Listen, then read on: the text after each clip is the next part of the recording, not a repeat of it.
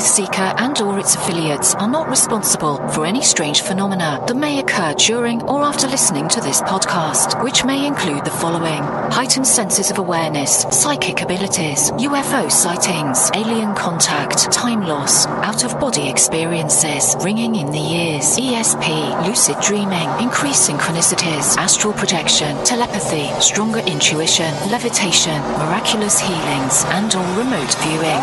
Please be advised to listen at your own discretion.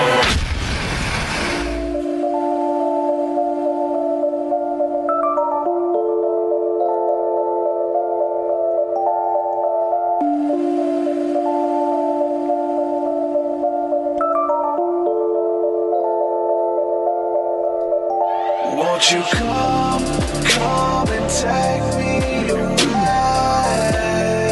I just wanna be with you. Won't you come and take me away?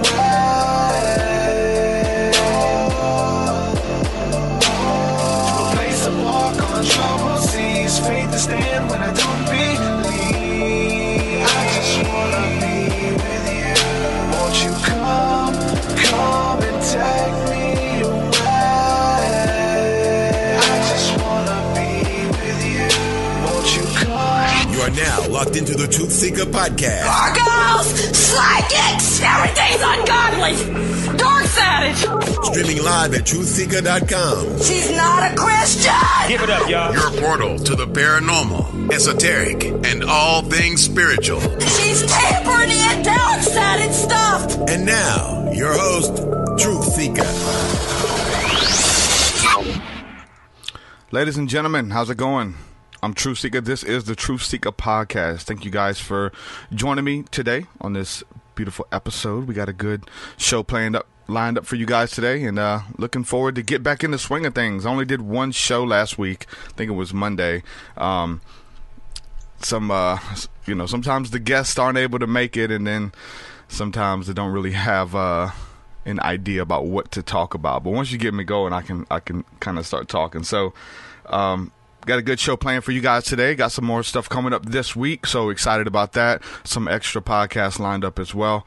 So want to give a huge shout out and say a huge thank you to everybody who is supporting the podcast and my music via Patreon. Couldn't do this without you guys, so again, thank you so much. Some of the newest patrons we have within the last week or two, I'm going to give a shout out to those guys who are just coming on board, joining the fold. Shout out to Blake Snap. Welcome, my friend. Mac Daddy. What's up, Mac Daddy? Thank you for joining. Anthony Wozniak. Ed Kroll. Thank you guys. Welcome to the team. So blessed to have you guys believing in the vision that we're building here with the podcast and the community and everything that we're doing on the back end. So if you'd like to support, you can head out over to patreon.com/TruthSeekah.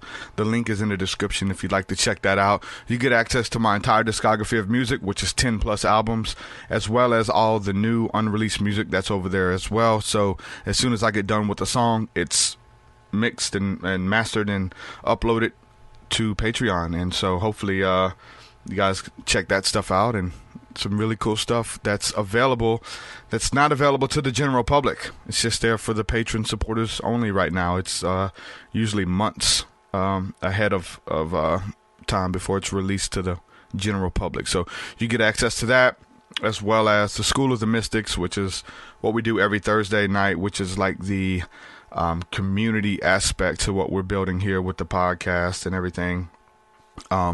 We like to get together, have discussion, hang out, and we go through courses together and just build together as a community. The last couple of weeks we just been doing hangouts. Haven't really been diving into any material, but we're about to get back into some more material. I got some messages on Patreon. People are who aren't able to make it on Thursday night, so we usually record those episodes for people to go back and listen to on Patreon, and I haven't been doing that lately, only because it's been just hangout and discussion and stuff. So once we get back into the courses, either this week or next, all that stuff will be recorded and uploaded for people who aren't able to join us live on Thursday nights. So you get access to all that stuff by becoming a patron at any level of giving. Anywhere from $1 a month is awesome. So thank you guys for all the support.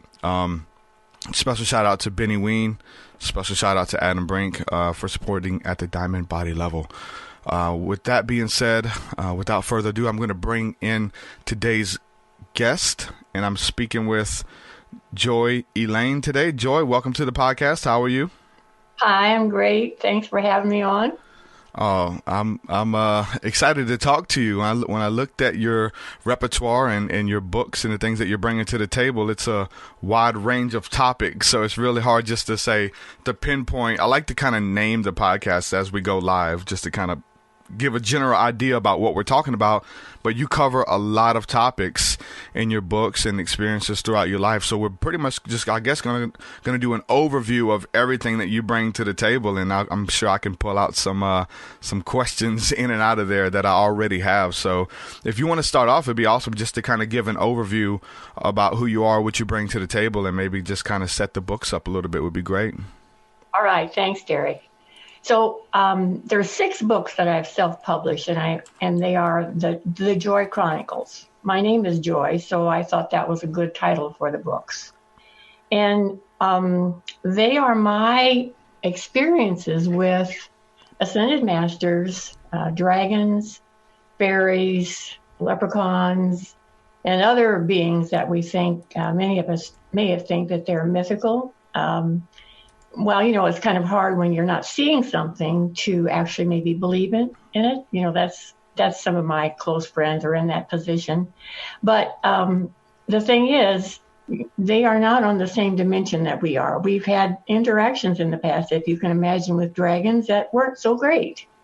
And so in the second book that I wrote called Blossoming of Love, I work with Gia, that's the embodiment of Earth, to restore the dragons to Earth, because we'd actually killed them off 2 times in the past. And she brought them back to the 7th dimension. So that's a pretty safe place, because Earth and everything on Earth is now in the 5th and 6th dimensions. So that's a little bit of an overview of where we are with with our evolution. I've studied a healing modality called Serenity Vibration Healing since 2003. And the work that I did with that helped me get clear enough to bring this information in the books through. And also I learned how to energetically travel to different dimensions and different times. So that's where these experiences are occurring. Initially in the first book, which is called Path of Sweetness, I step onto this 10th dimension onto an Ashtar command ship. That's beautiful. And so my opening question usually is I want to go back to where this stuff started for you. Like, what were some of the early experiences that you've had? Was it when you were a little kid? Most people, they have these weird things happening to them when they're a little kid, and beings coming in their room, or being able to see fairies while they're in the forest playing and things like that. Did you ever have those encounters when you was a little kid? I did. But see, the thing is, I grew up and I forgot. So I grew up on a farm, and for the first 8 years of my life, I was what I considered a wild child. I mean, I was outside, as long as the weather was halfway decent, I was outside barefooted, running around on our farm, interacting with the cows and the animals we raised, and climbing the trees, and just living really, really close to nature. And of course, that's the way that if you want to connect with nature spirits, then you need to be out in nature. So I didn't really even, we moved from that farm when I was about 8, and I was devastated. I wanted to stay there. I just couldn't imagine living another place. Even though we only moved about a mile down the road, I cried and cried and cried. And it wasn't until about 4 years ago when I was speaking with one of my angel guides, I said, "Is there a fairy I could talk to?" And he said, "How about you connect with Shalaya? That's the fairy you knew when you were a little girl." See, I'd forgotten that. And so when I energetically connected with her, it was like I cried, She said she was sad when I left too, because, I spent a lot of time climbing trees, and she said she would sit with me in the trees. And so then she said, "If you come back, we can climb a tree together. And I said, well, I'm not so much into climbing trees. She said, well, then if you just take off your shoes and walk on the ground, I can connect with you. So if you're really interested in connecting with the fairies, that's the best way. Spend some time outside and just get quiet. Maybe take your shoes off, lay down on a blanket in the grass, and just ask for the fairies to communicate with you. They will.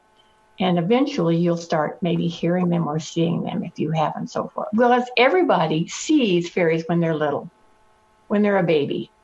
Mm-hmm. And then we get a little bit older and we just kind of maybe, that's not supported in our family or our society. And so we just forget. We just let that go and pretend that there are no such things.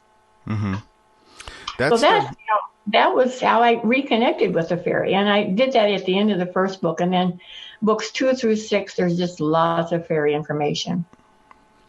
That's the thing, is where it connects with your imagination, right? Because we have all of these different, things that we're encountering, and a voice told me this, and I seen this in my dream, or whatever these different ideas are.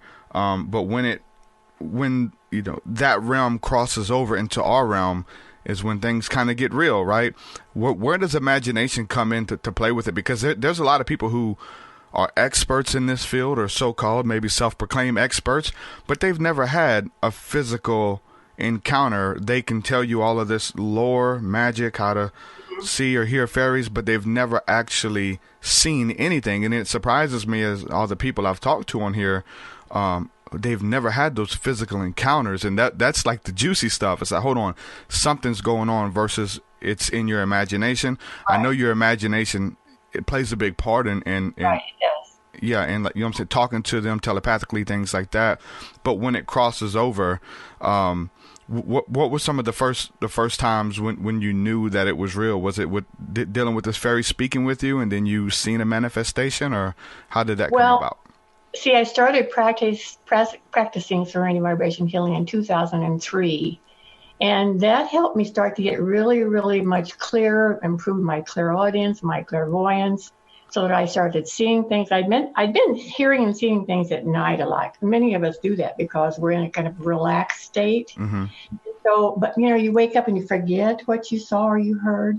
So I've been keeping for probably 20 years. I've been keeping a little digital voice recorder under my pillow, and I wake up just enough to record what I heard. And then when I wake up in the morning, I'm like, oh wow, that helped me to get more in tune with what was happening. And then when I started seeing the fairies, and I've actually only seen them a couple of times, so it's not like it really isn't an everyday experience for most people, and it's not really everyday for me, but I hear very, very clearly. So when you hear a fairy speak, or when you telepathically get a message, then there's no need to try to convince yourself that they are real. I mean, it's just when you have those kinds of experiences, people when you hear another person's thoughts, or when you experience that paranormal event, nobody can tell you that you didn't experience that. So that was encouraging for me. And the coolest thing is, you're wondering, well, when are people going to see these fairies, and when are they going to see the leprechauns, and when are they going to see the dragons? We're going to see all of them when we're in the 8th dimension. They'll be back, because at that point in our evolution, we won't be killing anything. We'll be able to coexist with those species and those beings. Now, how are we able to raise our vibration? So whenever we are in a relaxed state, or if there's things that you can do and ways that you can train yourself to see into those dimensions. So like through meditation, through trance state, things like that, are we able to kind of raise our vibration to kind of be in both dimensions at once when we're able to see a lot of that stuff cross over? Well, the good news is that we're all raising our vibration no matter what we do, because that's just the process that Earth is in. We're all lifting up. Now, it may not seem like that. I mean, there's a lot of chaos going on, but that's stuff that's coming up to be released. So, I mean, raising your vibration, that's a wonderful phrase that you brought to the table. I'm really glad you said it, because it can be simple. It can be simple things like stop watching the news. Yeah.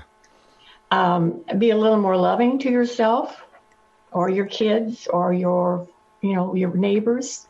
find a job that you really love instead of one that you hate. You know, if you follow your passion in that regard, that's really important, because Yep. we've got the society that's just, they're going to work every day and they just hate it. I mean, how joyful can that be for you? You know, we came here, we incarnated to be here at this time because this is the pinnacle time in Earth's evolution. It's a happening place. So consciously or unconsciously, everybody that's here now is taking part in this elevation, this evolution of Earth.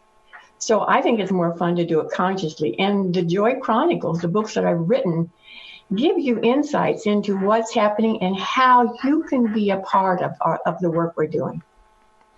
There's descriptions in the back of each of the books, how you can take part in the transmissions we send to Earth. I mean, this started in 2014. First transmission was April of that year. So you get a chance to actually travel in time, and it's easy. You're just doing it with your energy body, and it's easy to do. You just sit down and you look at the date in the book where this transmission happened, and you say, hey, I'm just going to shut my eyes and I'm just going to pretend that I'm stepping onto that spaceship, and I'm going to take part in this work that Joy and Tonas, he's the Ashtar commander that I met in that first book, are sending to Earth. So you can send gifts to yourself from the past. How cool is that? Mm-hmm.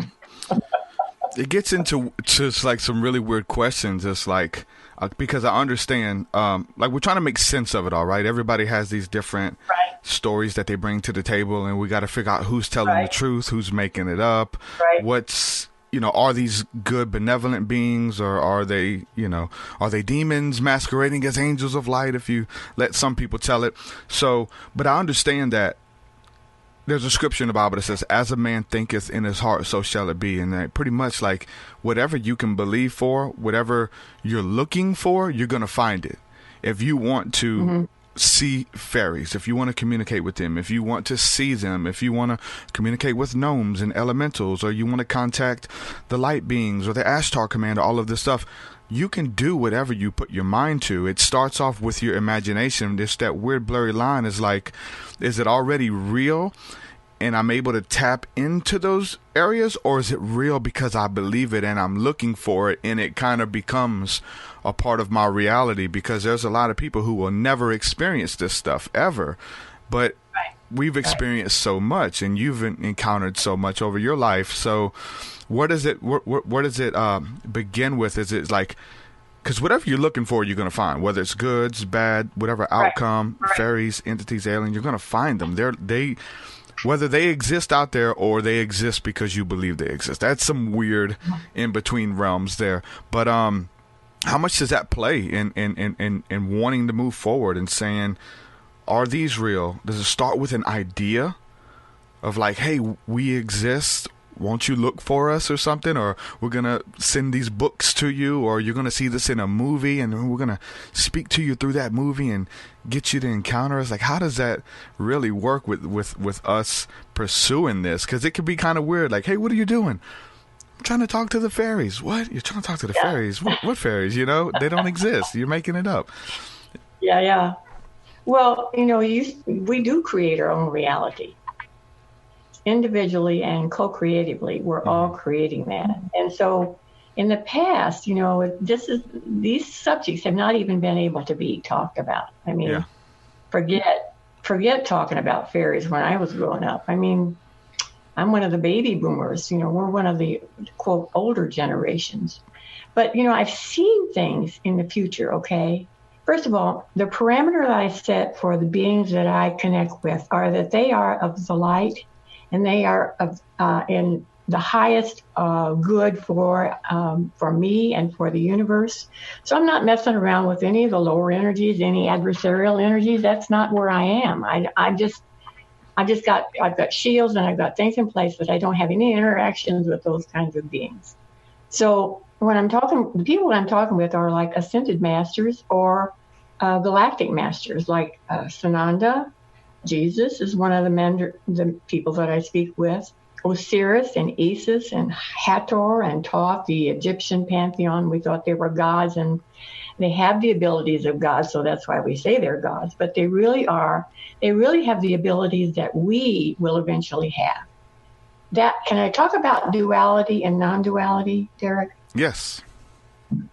Okay. So Earth is a dual world, and it's always been that way since the very, very beginning of Earth being created. And humanity has existed in duality. What's duality? Duality is there's struggle. There's the right, there's the wrong, there's the good, there's the bad, there's the hot, there's the cold, there's the opposites, okay? And there's always resistance to what we want to create. Now that, you may have noticed that time between we want something to manifest and the time that it actually manifests is getting shorter. I don't know if you've noticed that or not, but yes. Time is speeding up in that regard. And so as we're rising, as you're personally taking control of your own life and saying, hey, I'm going to choose things that are good for me. I'm going to choose things that make me feel good, joyful, and happy. You raise your vibration. And when enough of us start doing that or continue doing that, many of us have been doing that, we lift collectively our energies. So as I said, we're in the 5th and the 6th dimensions physically right now. Of course, we're all energy, so we exist everywhere, right? I mean, we're more than the physical body. So we're energetically, we're everywhere. So as we move up into 7 and then finally into the 8th dimension is the first non-dual dimension of Earth. Non-duality means, and hear me now, instant manifestation. You think, I want a diamond on my hand, you have a diamond on your hand. You think, today I'd like to be a couple inches taller, and I want to look like I'm about, 25, and that manifests. There's no aging, there's no illness, there's no hatred, there's no war, there's none of the kinds of things that we experience. It's instantly manifesting. So I'm all for that because I've seen myself in the future. I look like I'm about 23.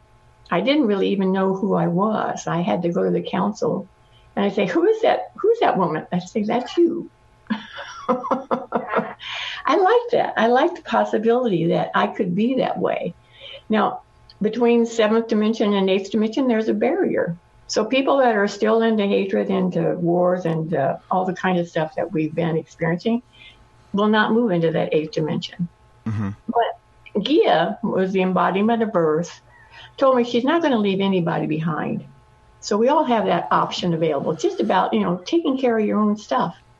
Duality and non-duality, we're in this mix of moving out of the duality into non-duality. Is that a bad thing? Because I found a lot of peace in embracing the duality, and I'm not just all this and I'm not just all that. There is a balance in all things, Right. That's fine. I mean, that's a good way to deal with the reality that we're currently existing in. It's just going to get easier. It's going to be easier that as more people start, following their dreams, following their passions, start, tuning in to who they really are and deciding who they really want to be. It all becomes more graceful. And that's really what the books are about. They're really about having fun while letting people know what's happening and giving them a chance to be part of what's happening in a more conscious manner. Okay? Yeah, that's key. So, having fun while doing it versus, I don't want to be here. I don't like the, I'm just mad at everyone and nobody believes what I believe, and I'm just discouraged. Like, that's not a good way to approach How's that it, going to get you anywhere? Nope. Yeah. And, we've all done that. And I've got enough tools in my toolbox, my energy toolbox, that I can work on myself and let some of that stuff go, because it doesn't empower you. It doesn't lift you up. It doesn't make you happy. We just get in this habit of, looking at what we don't like. Yeah. And of course, that just feeds that situation. If we can shift our thinking to start focusing on what we do choose, what we do want. Yep. Now look for the good in your life. Look for the good in yourself. That's the magic key to do, and it can be a little bit challenging. Now, you're talking about challenging. What was some of the opposition that you faced when you embraced your destiny when you said, okay, this is who I am, and I'm going to walk in and I'm going to tell people, I'm going to start writing books and go public? Because sometimes that's a big dark night of the soul, a big gulf and a gap in between of like, right. I know who I am, but I have to do it in secret. I can't let nobody know that I believe this stuff. Like, how long was that gap, and what type of opposition did you face when you finally say, you know what, I don't care what people think, this is who I am? Right. Well, luckily I have a really good support group with the people that practice the surrender vibration healing. We connect with each other and support each other. So I have people that have experienced the kinds of things that I've experienced. So, we're of like mind. Now, family is another whole story. Yeah. All right? I have 2 boys. Well, they're not boys. They're young men. 35 and 41. And I told the younger one a few years ago when I first started bringing this information to, I said, we don't have to die in the future. And he goes, Mom, everybody dies. Well, that's been true, and who would want to live forever if they didn't feel good or if they had an old body? And that's not what I'm talking about. I'm talking about perpetually regenerating bodies in the 8th dimension and looking however you want and feeling great. So, I said, my sons want to believe me. And my older son said, Mom, when I see a dragon, I will be on your team 100%. So, you can't, if you experience something personally and it's vitally important for you to share it, you can't let what people say stop you. Mm-hmm.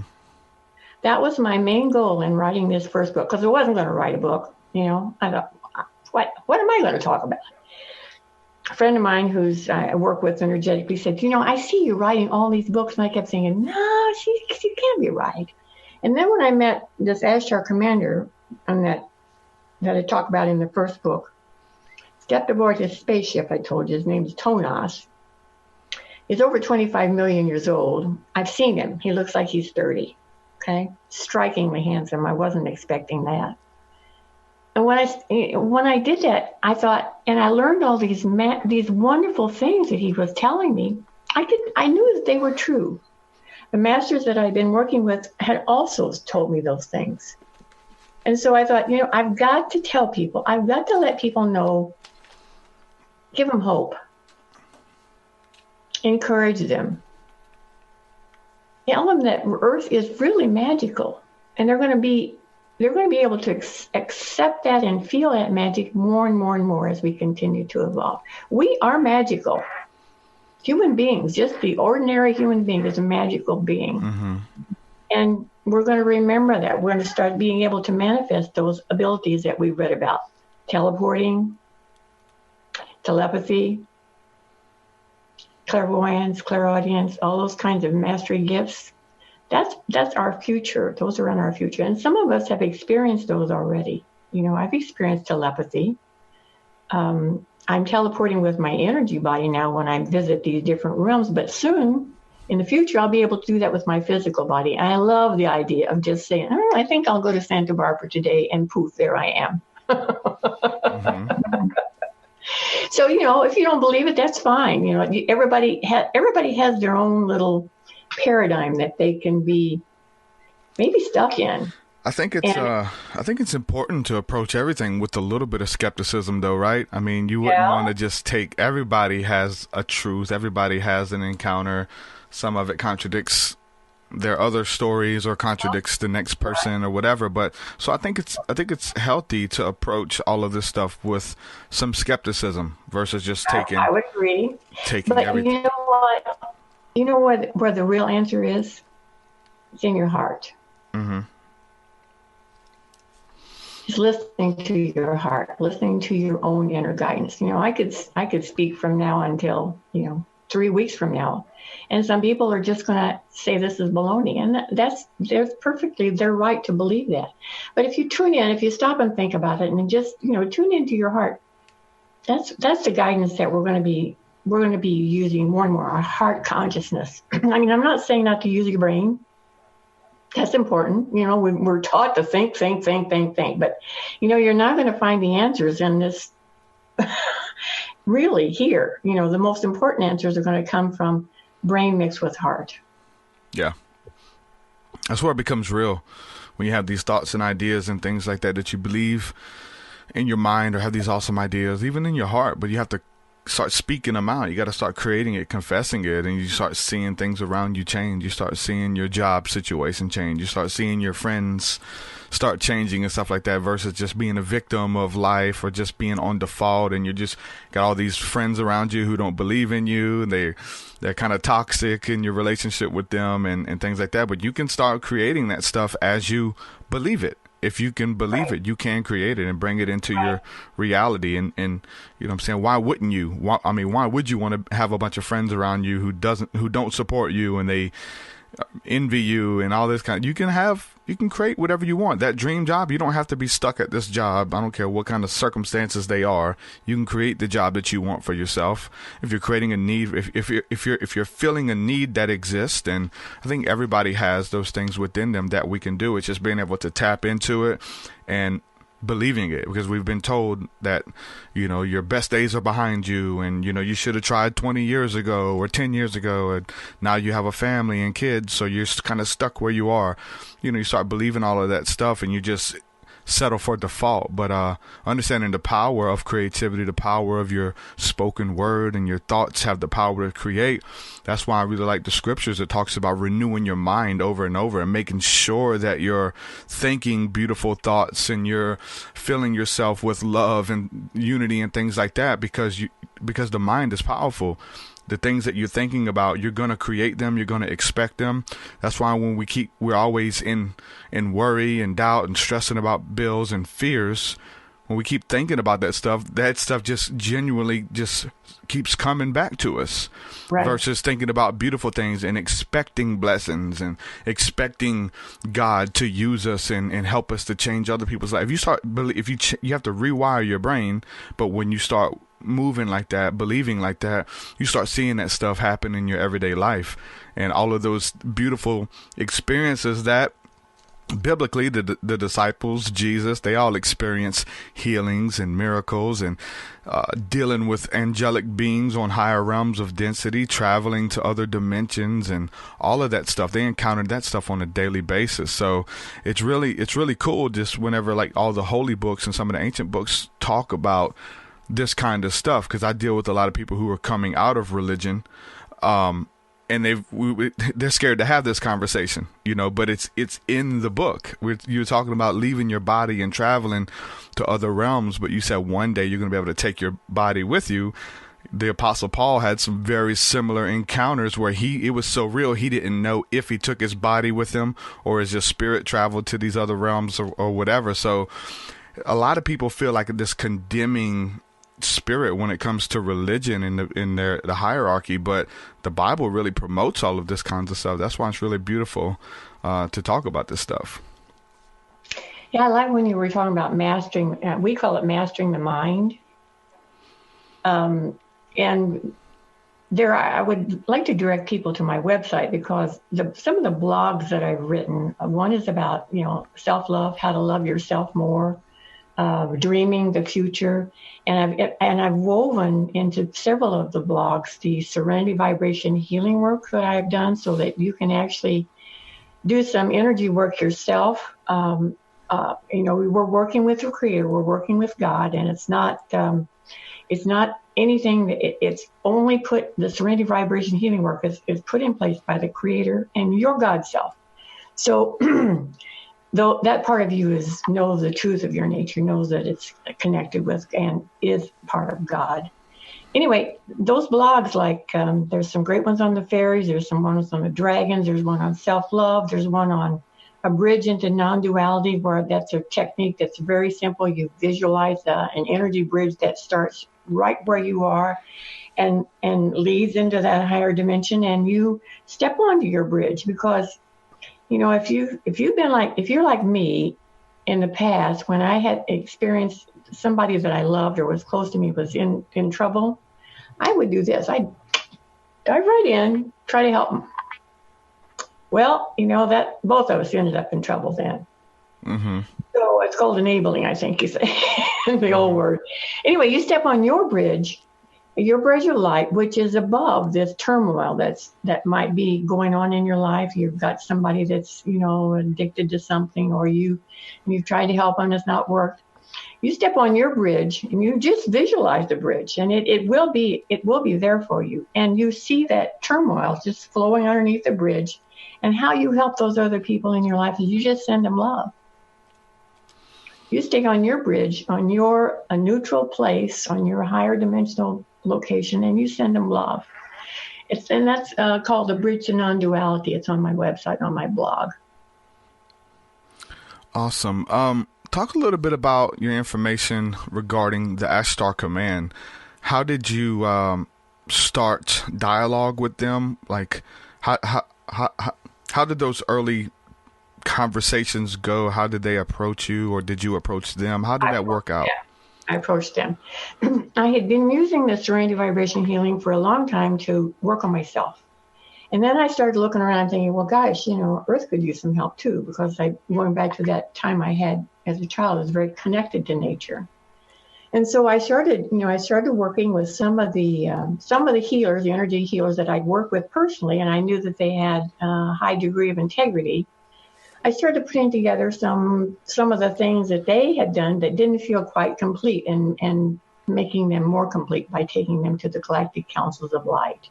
Those councils oversee everything that is applied to Earth. So I put together this energy package. It was having to do with the cities of light on Earth. And I just used my energy body, and I just said, I'm going to step on this Ashtar command ship, because I'd learned about the Ashtar command from this other healer. Sure enough, I'm on the ship.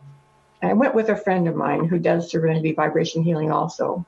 And she was seeing better than I was at the time. She said, oh, he's really handsome. I'm thinking, oh, great. Well, okay. I hadn't been interested in any kind of a relationship for a long time.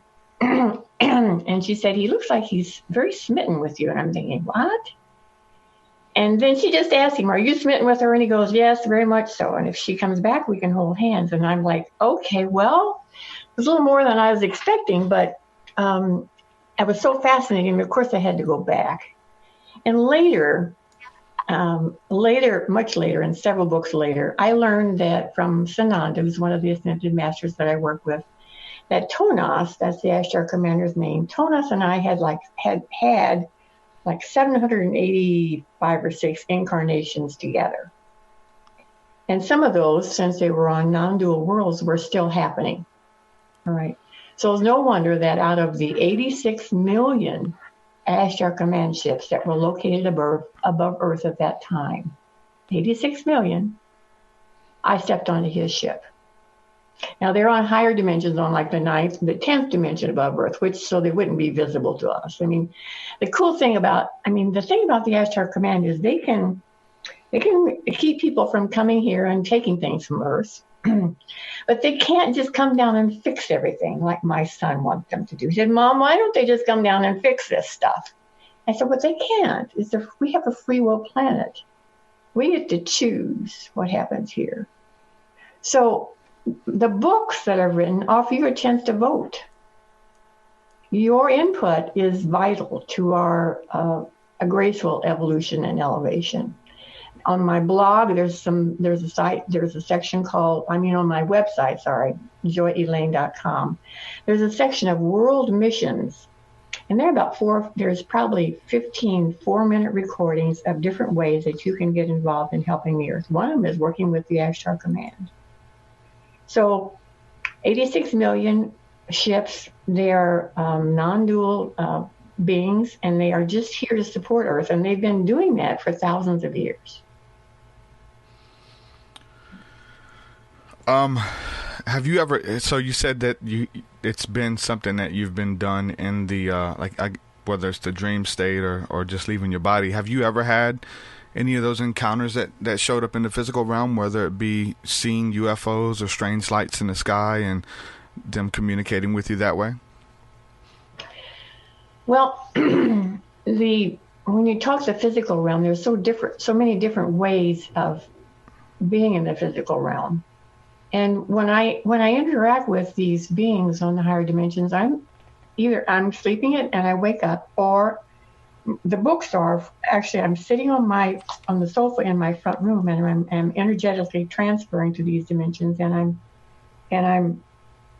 I'm speaking to them. And I've seen the genie that I meet in the first book. I've seen Tonas, the Ashtar commander, when I'm doing that. So I don't know. I mean, they didn't manifest in my front room because, you know, they're not supposed to do that. Mm-hmm. They're supposed to stay in those higher dimensions. Let me ask you this. Are you in, just, I want to be clear, are you in a relationship with one of these entities from the Ashtar Command? He said, Tonas, okay, so let me explain. In the studies that I do with the Ascended Masters, we occasionally move back in time to take tutorials to study with them in ancient times. And Tonas, and the second time I met him in this timeline, he told me he'd known me for 1 million years. He happened to see me at one of those ancient academies, and he wasn't allowed to talk with me because that would have been against the rules. You know, he couldn't approach me, and I didn't approach him. But he followed me through time to all the tutorials that I've taken since then, and that's been since before 2014. I forget when I actually started that. So then when he said, well, when he'd known me for 1 million years, I'm like, holy cow. And he's deeply in love with me. I love him, but I want to wait to experience the kind of love that they do in the higher dimensions, because there's no the relationships that I've experienced so far, you know, you end up wanting to fix the other guy, you know, and I don't want to do that anymore. I've avoided any kind of relationship. And he assures me that doesn't happen on the 8th dimension. You know, it's a different kind of love. It's an unconditional, full-on love that I think I've experienced from my children, but I've never experienced with another man. So it is a romance. Mm-hmm. It's a long-distance romance. Yeah, that's interesting. Very interesting. Yeah. And let me tell you something else. I've seen the future where we have 2 children together. Wow. I've seen the children. Because they don't have babies in the higher dimensions the way we do. The child is not conceived inside the mother. It's conceived in an energy nest, but that's a mother and father form between them, and in the space between them. And it takes about six hours for the baby to mature. Mm. And the baby is born with the memories of the entire genetic line of both the mother and father. So pretty magical. Wow. Yeah. Let me ask you about dragons, because some people here want to know a little bit about the dragons. There's a lot of lore when it comes to dragons. They have, like in the Bible, it talks about the Leviathan, the behemoth, these type of creatures that maybe literally existed, maybe are spiritual entities or represent nations or people groups. But then again, if we look at the Chinese culture, we look at all the other cultures all over the world, dating back to ancient history, we always see these big statues and the veneration of the reptilian, the veneration of the dragon. What are your studies have shown you and experiences with the dragons? Well, I talk with Gia. Remember I said that's the embodiment of Earth. She manifested an energy body to be part of the celebration we had in the first book in this series. And I asked her about dragons because, you know, it was kind of like I found out that things had been stolen from Earth, and I was kind of like, well, I want the things that belong to Earth back here. And she said, and she and Woonfred, she suggested I speak with Woonfred. And I said, well, okay. She said he was the Dragon King, and we actually killed off the dragons 2 times in the history of Earth. The last dragon was killed in 420 AD after Jesus was killed. So I said, okay, and in book 2, I used something that the fairies gave me and worked with Gia, and we brought back all the dragons. 4 million of them came back. I told you that she placed them on the 7th dimension, so they're not flying around the sky. So anyway, I talked with Woonfred, And she said, she told me that Woundford was a healer when he was first alive, and he was a golden dragon. And he has a really, really deep voice. I mean, you can imagine the dragon. He's told me he's 5 elephants tall and weighs 40 tons. He's one of the biggest dragons, and they do fly. I actually invited him to join this council that we back in old times, raising a dragon. I said, well, why didn't the parents try to rescue their baby? He said, well, they always did, but those that really fire, and they do cause some situations with catching things on fire. So they're trying to teach the babies to be to be calm around humans, because they really want to coexist with us peacefully. I mean, 4 million dragons, flying in formation. Now they're not, they're not supported as well as they are in the, you mentioned China and England and places like in Europe. People have more of an openness to believing in those kinds of beings. Here in the States, we're a little more skeptical. We're like, I don't know if that's really true or not. But, hang around. You're going to see them in the future. Yeah, those are it's interesting, especially when we look at like the Game of Thrones and things like that. Yeah. All the dragons that are coming back into the lore and things like that now. People are obsessing with dragons. Very interesting. Well, the 5th book in my series, a picture on the front of the dragon prince that was born Mother's Day 2015. And that is very accurate. I really worked closely with graphic designer and Woundford from the descriptions he gave me, that so that you get a look at what a dragon looks like. That baby was born; he was golden. Woundford said, it's traditional when the egg starts to crack open, they both parents breathe fire on it as the baby emerges, and they're like, oh boy. But, that's just part of their ritual. So, people, I've talked with a lot of people who mentioned that Game of Thrones. I never watched it. I got a little bit into it, and it just was too violent for me. I'm really not into that. But dragons, are going to be part of our future in a peaceful way. So I'm excited about that. Coexisting with the dragons and the serpents. Yeah. Well, there's a species of reptilian that's not so good, but, and I found that out in the book, but I really don't want to focus on that today. Yeah, definitely. Well, go ahead and plug your website one more time. My internet's kind of going in and out right now, so I'm afraid I'm going to lose you here shortly. Joy Elaine, JoyElaine.com. I'm on Facebook, and those are links on my website. I've got some great articles on my blog about leprechauns and fairies and King Arthur. King Arthur and Guinevere and the knights, several of his knights join our council in the 2nd book. I've got Abraham Lincoln, John F. Kennedy, Cleopatra, Mark Antony Caesar on the council in book 2, Blossoming of Love.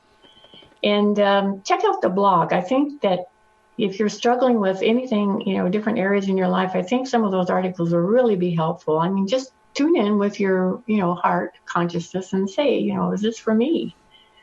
I hope it is. I think it would fit a lot of people, because it's an easy way to start helping yourself. There's all the answers outside of you. So what? The answers that you intuit that are inside you, those are the ones that are important. One last question here, and I'm going to take this question from the chat. Christy Folks wants to know if there are good fairies and bad fairies, or are they all good? I'm glad she asked that question, because I've read those books about, you eat something in the fairy garden and you'll never leave, and they steal children. That is absolutely not true. There is no such thing as a bad fairy. Absolutely. If you don't remember anything about this interview, they aren't. They are earth keepers.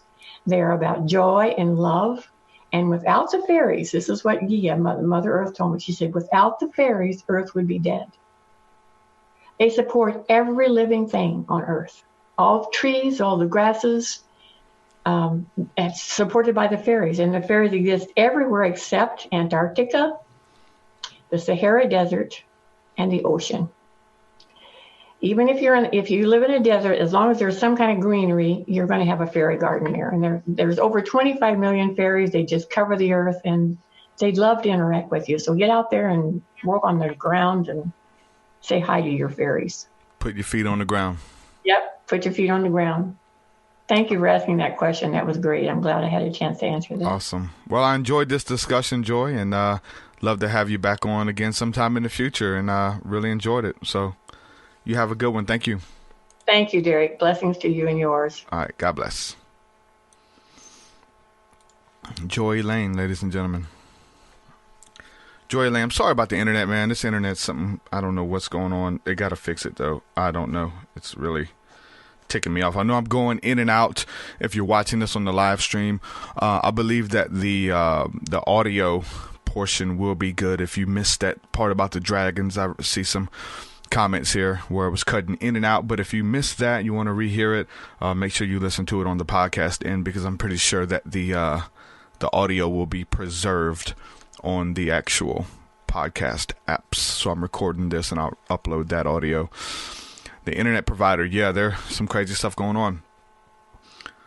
This interview got really intense really quick, man. Got really weird. A lot of them do. I'm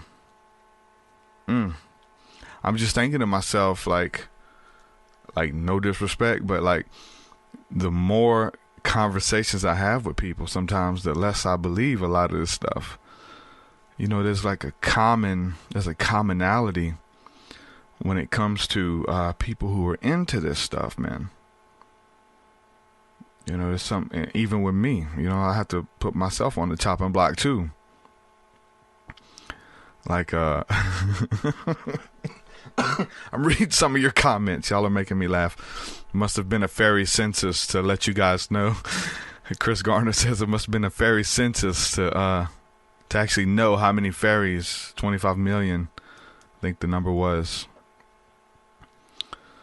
25 million fairies out there.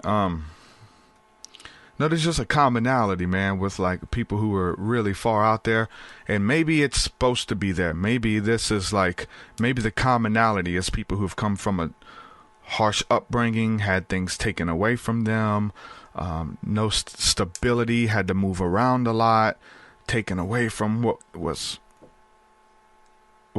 magical for them.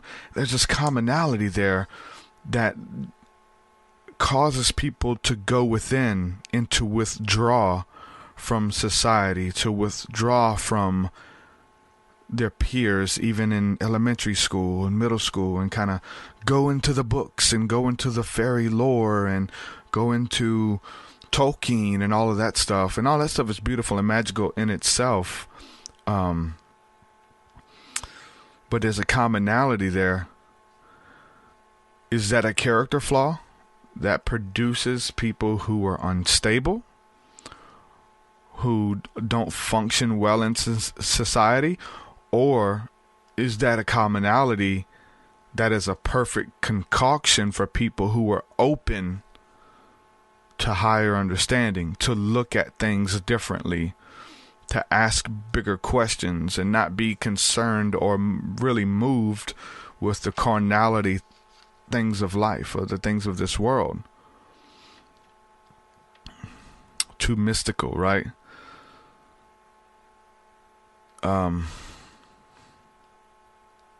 Because as you believe it, you create it, right? We've all got some crazy stories, right? I think that's one thing that links us together. But then it gets weird when you start having relationships with these angelic beings. I know, and I'm not the one to call demon and call this and call that, which I believe in that stuff. But I remember the last time that the angels wanted to have relationships with women, what happened? You know, Genesis 6, if you believe that narrative, that the angels looked upon the daughters of men and saw that they were fair and wanted to give them children.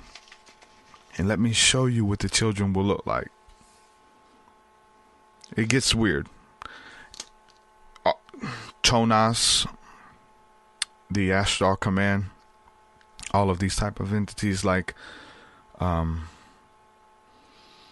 just because I haven't experienced it doesn't give me the right to say that it's wrong or it doesn't exist. I mean, look at that, but just because you have experienced it doesn't give you the fact to say that it's right or truth, right? I mean, it gets really weird.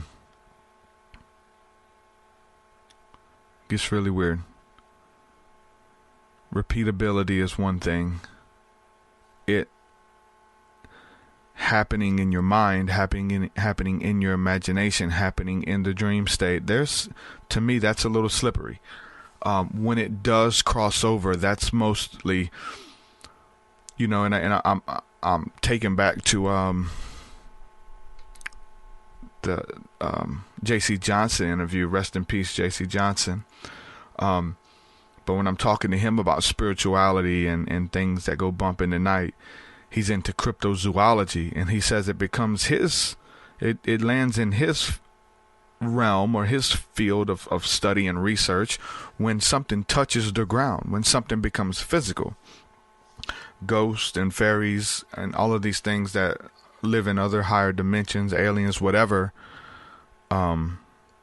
is one thing. But when they exist and show up on the earth and move around and become physical beings, then it becomes something that I want to look into and research that we can actually track. And J.C. Johnson has been one to actually go out there and track these type of entities and Bigfoot and all of these crazy, excuse me, Thunderbirds and things mentioned of in cryptozoology, things that put their feet on the earth, you know what I'm saying? And so that's the parts that interest me. And so there's a lot of people who I've talked to who haven't had those physical encounters. It's been, but what's real? The physical, just because it shows up physically doesn't mean it's more real than the spirit or the essence of something. The spirit of it, right? I mean, just because you can't see it doesn't mean it's not real. Look at the wind. I mean, look at, some people say God, I can't see God, but you see the essence and the life force of God, of the wind. You feel it. You're moved by it. It doesn't mean something isn't real just because you can't see it. There's so much stuff going on, even with this blasted internet, these signals being shot everywhere. Y'all can't see that, but you've experienced it, because I've been able to go live and talk to a lot of people at one time, or lack of when it's messing up, right? We're able to experience it. But it gets weird, especially the relationship thing. You know what I'm saying? So, and Chris is talking about psychology here. Why do you look for that stuff? Like, why do you need a relationship with an entity? Like, why do they want to be with you intimately? It's because you have failed relationships. Did you lose a husband that you were really close with? I mean, I've talked to those ladies, you know what I'm saying? And there were similar stories who were in failed marriages because of their work or whatever the case is, or the husband went out of wedlock. So it's okay, I got a husband who won't leave me. I mean, that even goes into the Christian psychology of it. I'm married to Christ. He'll never leave me. He'll never forsake me. Unlike some people, he will never leave me, never forsake me. So you can benefit from that ideology, that understanding, that truth. I talk about that on the aspect of a father, having a father walk out and leave me. But I now have a father who will never do that. And it's personified through Christ, through the Godhead, Father God. Why do you call God Father? Well, because he is, So that's the with God, like, we're just trying. Okay, are we mixing it together? Like, we just got to have the conversation. Like, the name for God is Yah or Ahaya. Ahaya, Ashtar, Ahaya means I am that I am, and I will be whatsoever I will be. And so essentially, like, the universal essence of God will be whatever you need him to be. If you need God to be a father, he'll be that. If you need him to be a mother, if you need it to be a husband, a friend, So you attract that. That's what you need, and that's what it shows up to you as, whatever you need at that specific time. And it becomes real to you, and other people won't experience that. And it's just this really weird realm, because we're talking about things that you can't see. We're talking about things that you can't experience. But when it comes to having relationships, extramarital relationships with entities, Chris Garner's posting the red flag. I seen that, because when it comes to having relationships with entities, man, like, I've tried to do some stuff like that in the past, years ago when I was young. End up getting possessed, man. End up getting possessed trying to have relationships with entities. Doing rituals out of the Satanic Bible and things like that, with making pacts with female demons, or whatever you want to call them. It just gets really weird, man. You have to draw a red flag. You have to use caution. You have to approach this with skepticism.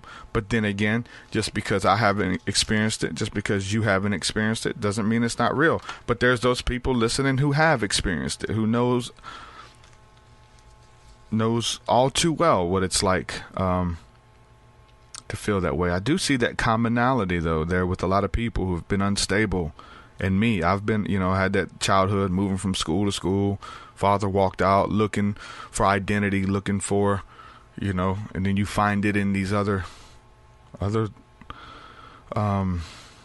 you want to call this. But I do, it doesn't negate the fact that this stuff is real, or it exists. Just because you haven't experienced it, just because you haven't encountered it. I mean, that's one of the whole mysteries of this whole thing in general, is we're able to experience things that other people will never experience. That's a weird notion. I believe that. Biblically, I believe that. Like, I'll show you things that you don't know and can't find out. That's what a promise from God. It gets really, really slippery. But it's like the more I talk to people, man, it's I'm a skeptic. I'm Thomas, the doubter. I doubt it. You got to show me. Show me. We can go within, and we're opened up to a whole realm through spirituality, through our mind. We create things. We have imaginary friends that come back and speak to us when we're older. You know what I'm saying? Like, it gets insane. That's funny that somebody in the chat a while ago posted 667.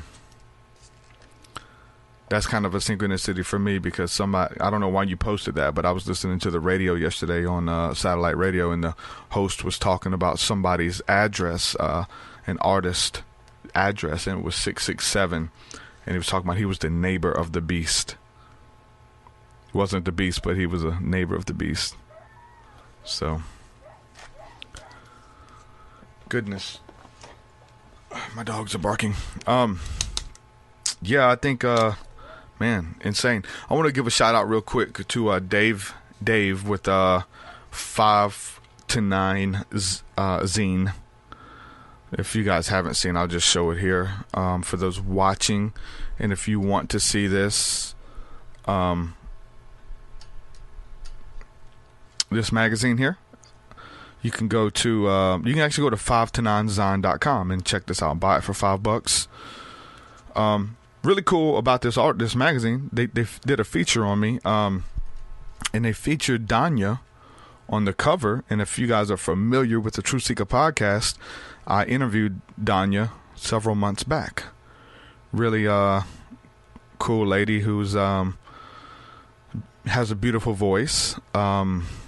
She also is in, what was she into? Sufi? No, I can't remember it now, but she was into it was like the offshoot of the a Hindu tradition. I can't, for some reason the name is can't think of the name. Anyway, but they did a spread on me, and I'm just going to show this on camera right quick. And he did a spread on me and did an interview. It was really cool.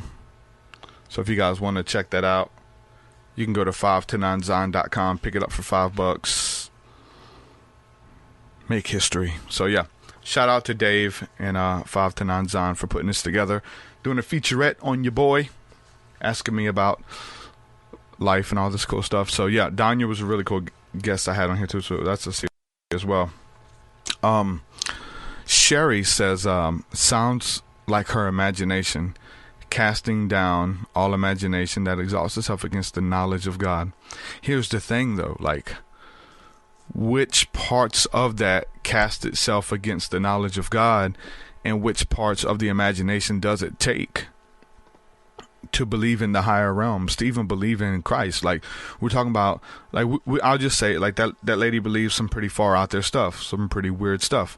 But as far as Christianity and the Bible and the church, there's some far out stuff in those books too, right? There's some pretty far out stuff in there. So it's so funny that, like, people who are into the Bible or into Christianity will make fun of, oh my God, you believe in this, oh, you know, and they make fun of you and all that kind of stuff for being far out there. When the Bible is pretty far out too. Like, you have to believe in some pretty crazy stuff to believe in the Bible. And you know, it's just part of it. It takes faith. Supernatural realms exist, and they're kind of iffy. They're blurry. We don't know everything. We don't have it all figured out. It would be too easy then, you know. But I really do think that, you know, bringing all these conversations together, there's something you can glean from, you know. Like, if we look at like I said, the disciples, the apostles, the prophets, like, those were some really spiritual people who were stargazing, who were in contact with God, the voice of God, the cloud of God, the fire of God. You know what I'm saying? They seen crazy miracles because they believed it. And they trusted that inner intuition, that inner guidance system, that inner GPS to move from one realm to the next. Like, the voice of those angels, those dreams, getting an angel speaking to you in your dreams. Like, that's pretty crazy, right? But we have those conversations. Like, it's real. It takes a level of faith. But a lot of times I think it comes with an encounter first for a lot of people. You just follow the encounter. And then for others, maybe they believe. It starts with the imagination, and then the encounters kind of catch up with the imagination or your belief system, which comes before the other. This thing is probably different for everybody. You know, like I say, I think I'm doing most of the stuff I'm doing today started out from those early encounters I had as a little kid, you know.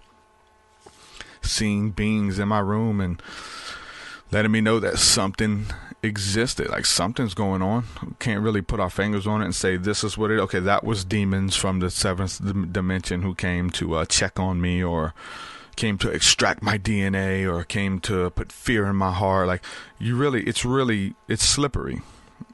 All of it is, every single bit of it, and it moves into realms when people start doing this stuff, where they move into a realm where they just start making it up as they go. And where do you make it up from? You pull it out of your imagination. You know, there are those people that are in all of these realms. They're in Christianity. They're in the New Age circles. They are the Corey Goods, the David Wilcocks, the Emery Smiths. They are these people who make this stuff up as they go. Like, are they having these encounters, or are they just really good storytellers? Some of these people are just really good storytellers. And if you say something with a level of authority, the masses, the people looking for somebody to follow, the people looking for truth, a lot of times they'll believe it hook, line, and sinker. Just because the way you present it as a Jordan Maxwell, as a Bill Donahue. Oh man, Bill Donahue this. Like, if you say it like it's real, people will believe it, man. You know, But at the same time, you put yourself out there to belittle other people's beliefs or to say what's real and what isn't. Renee Ruiz says spiritual discernment. Shout out to Renee. How are you, my friend? Shout out to Jacob. What up, brother? Chris Garner, everybody holding us down in the chat. Jared.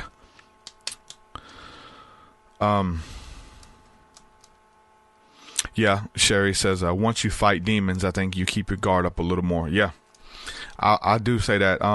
I have, and because that's where I come from, right? Demonic realm. But then again, you don't want to have your guard up so that you're just shut down to everything. You know what I'm saying? So then it gets kind of block out all the, like, everything, or just call it, like, because there's those Christians out there who call everything demonic. They call everything is demons. You know, we don't want to be those people either. Expansion of the mind, expansion of the consciousness, but just, you know, Christy Folk says, follow Jesus. Follow Christ to a place unfathomed. See, that's the thing, man. For me, that's the safe zone. Like, that's the discernment. For me, is Christ. You know what I'm saying? Like, everybody's different, but for me, following Christ is a mystical experience. Going into those realms through Christ, having that relationship with Christ, with God, and if God opens up those doors, if you can believe for it, you can do it through Him, which I believe is the right way, which is, you know, but then again, you know, God is all. God is in a little bit of everything. So Christ in you, the hope of glory, Chris Barr says. Christ out of you is the manifestation of that glory. That's where we are. When you start a podcast and you finish it and you have more questions, maybe that's good. Maybe that's good. Exploration. Who knows? Who knows? I definitely don't. Yeah, I don't know about Tonas and making packs, but she does. If that's what you're looking for, there's something for everybody. There's a support group. They have a support group for that kind of stuff. And if that's what you're into, check out her website. I'm at a loss for words, guys. I can't keep doing this now. I love y'all, man. Hope the internet's been stable enough to broadcast this, but you know, you gotta be open. You gotta be open, man. You gotta be open-minded, or you're not gonna experience anything. Chris Barr says, see you on Discord. Yeah, I'll hang out in Discord. If y'all want to hang out, we will have some conversation. If you are looking for community, looking for support group, if you're looking to discuss these episodes, that's where we do it. Discord. It's a chat app. You can chat via text, and you can also get into voice chat with us. The app link is in the description. You can download it on your phone or your computer. Make sure you hang out with us over there. We got some really cool people, really cool community that we have over there. So if you're looking for community, join us there. Be sure to support the work, support the podcast on Patreon, patreon.com/TruthSeekah. It enables me to do this and have these crazy conversations. But everything that we're doing, everything that we're bringing to the table, I will say I'm excited about some of the newer music that I'm working on, and some of it's available there now. Make sure you go check that stuff out, patreon.com/TruthSeekah. School of the Mystics, get access to that. And yeah, without that's pretty much it. That I'll plug the Audible as well, because Audible supports the show pretty good when people sign up. So if you want to download a free audiobook, head on over to audibletrial.com/TruthSeekah, audibletrial.com /TruthSeekah. The link is in the description as well. You get to download a free audiobook by signing up. It doesn't even cost you anything. You can sign up, get your free book, and then cancel, and you'll never be charged. But yeah, it's a really, really cool app. Audible is pretty dope. It's cool to have you listen to audiobooks when you got other stuff going on as well, multitasking or driving or whatever the case is. And it supports the show. Head on over there, check that out. You don't know what books to read. 2 books that I will definitely tell you to check out one is The Final Quest by Rick Joyner. That book changed my life, my view on spirituality, my view on spiritual warfare. Say that. And it's also another book, if you've already read that one, you can read The Alchemist by Paulo Coelho. That book is there as well. So make sure you go check out that stuff. And like I said, they support the show. I get a kickback on that. Chris Garner says, these other dimensions and alternative realities are a slippery slope. Best to have a grounded footing in Christ. Yeah. Start there. Because that's all the mystical experience you need. You have access to everything through Christ. You really do. Don't fight it. That's really what it comes back down to. And whatever Christ leads you to, you know what I'm saying? Like, do that. Approach it through Christ. If he leads you to the Ashtar command, that's what he does. If he leads you to the Elohim, if he leads you to the Palladians, that's between you and him. You know what I'm saying? But yeah, go through Christ. He is the gate. He is the door. You know what I'm saying? Do it the right way. Don't get possessed. Protect your neck. For real. With that, I'm going to say peace and shalom. I'll see y'all in Discord. Love y'all. Peace. Your will so much higher than mine. So much higher than mine. So much deeper than mine. So much deeper than mine. Well, that does it for this episode, folks. To hear more episodes of the TruthSeekah podcast, head over to TruthSeekah.com. And if you're wanting to support the show and get rewards, go to our Patreon page at patreon.com/TruthSeekah.